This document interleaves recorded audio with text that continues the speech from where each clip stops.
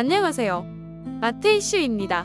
우크라이나 수도 키이우에서 북서쪽으로 60km 떨어진 보로디안카 마을은 러시아군의 포격으로 가장 극심한 피해를 입은 곳으로 손꼽힙니다.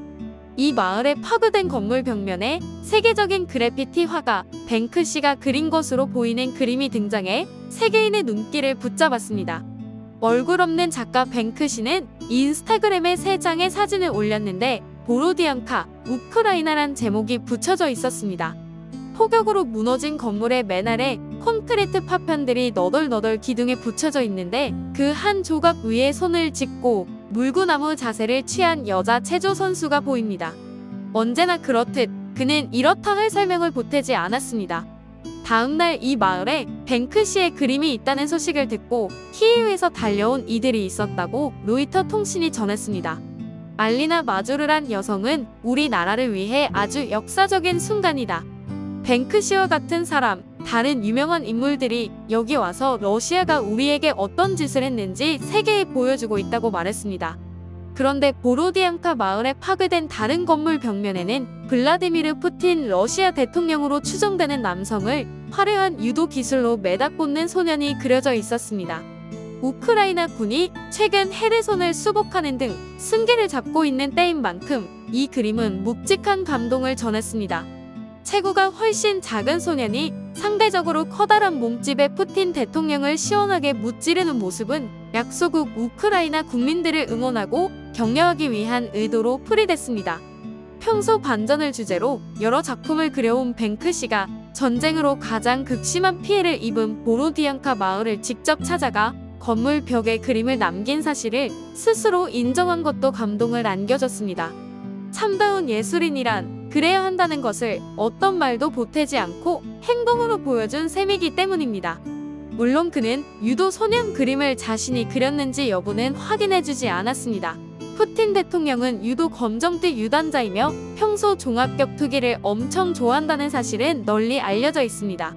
이 소식을 전한 영국 BBC 뉴스의 제러미 보엔 국제전문기자는 현지를 찾아 르포를 했을 때 보로디안카 마을이 폭격에 철저히 파괴됐다며 당시 최악의 피해를 목격했다고 전한 일이 있습니다. 여러 목격자들은 러시아 군인들이 파손된 건물에서 생존자들을 구하려는 시도를 못하게 막았으며 사람들에게 총구를 겨눠 위협하기도 했다고 입을 모았습니다.